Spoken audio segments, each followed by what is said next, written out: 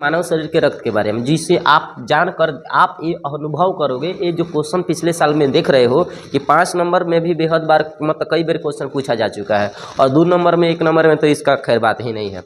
ये बहुत ज़्यादा बार आता है कि आरबीसी डब्ल्यूबीसी में अंतर लिखिए। तो देखो 2 से 3 गो अंतर तो हम 2 नंबर में लिख सकते हैं, बट जैसे बारी आता है 700 गो अंतर लिखने का, 68 गो अंतर लिखने का, तो वहाँ कहीं ना कहीं मेरा पसीना छूटने लगता है। तो यदि आप जानते हो कि लाल अस्थि मज्जा आरबीसी डब्ल्यूबीसी कहाँ बनता है, कितना जीवन काल होता है, कितना इसका बड़का आकार होता है, किसके आकार के जैसा होता है, तो ये पूरा लिखोगे ना तो 5 नंबर फरिया जाएगा। चलो हम डायरेक्ट मुद्दा की बात करते हैं। आरबीसी डब्ल्यूबीसी क्या होता है? एक खून का अंग है, हमारे खून के प्रकारों में से माना जाता है। मेनली हम बात करते हैं हमारे मानव शरीर का खून जो होता है ना, तरल संयोजी ऊतक होता है, मतलब ऊतक होता है। अब एक खून 2 प्रकार के मेन रूप से होता है, एक होता है प्लाज्मा, एक होता है वो रुधिराणु। अब ये रुधिराणु 3 प्रकार के हो जाते हैं, आरबीसी डब्ल्यूबीसी और एक होता है प्लेटलेट्स। तो आरबीसी डब्ल्यूबीसी की हम बात कर रहे हैं, ठीक है।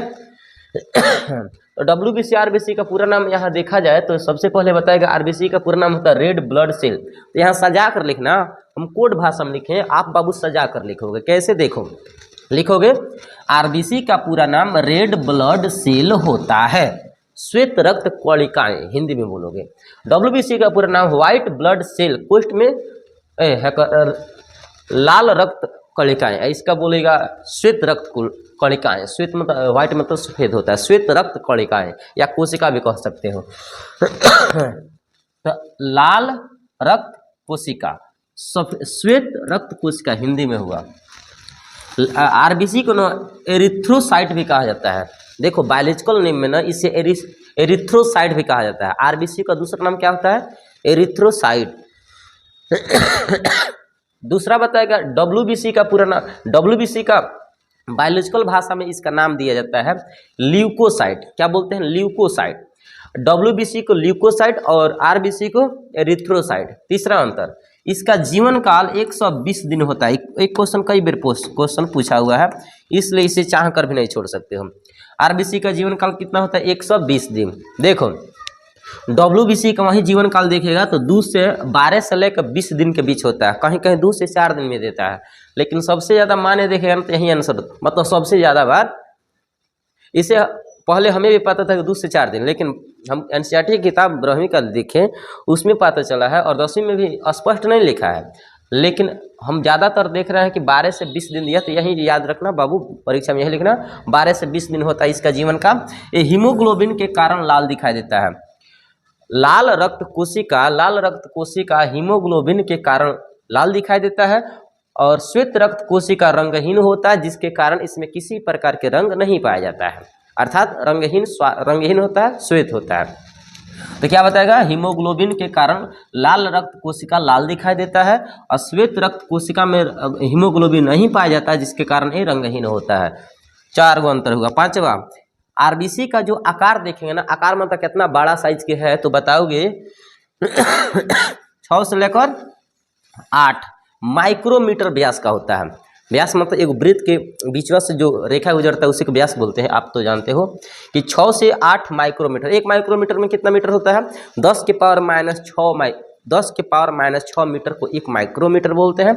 तो ये माइनस में जाता है, एकदम हिती चक हो यहाँ। तो आकार इसका 6 से 8 माइक्रोमीटर व्यास के बीच होता है, और इसका डब्ल्यूबीसी का देखिएगा तो 12 से 17 माइक्रोमीटर व्यास के बीच होता है।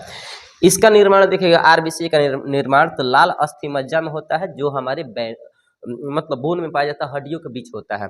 इसका निर्माण देखा जाए तो पीला अस्थि मज्जा और प्लीहा में होता है। ये हड्डी और हमारा प्लीहा है, यहाँ स्प्लीन है, वहाँ पाया जाता है, मतलब निर्माण होता है।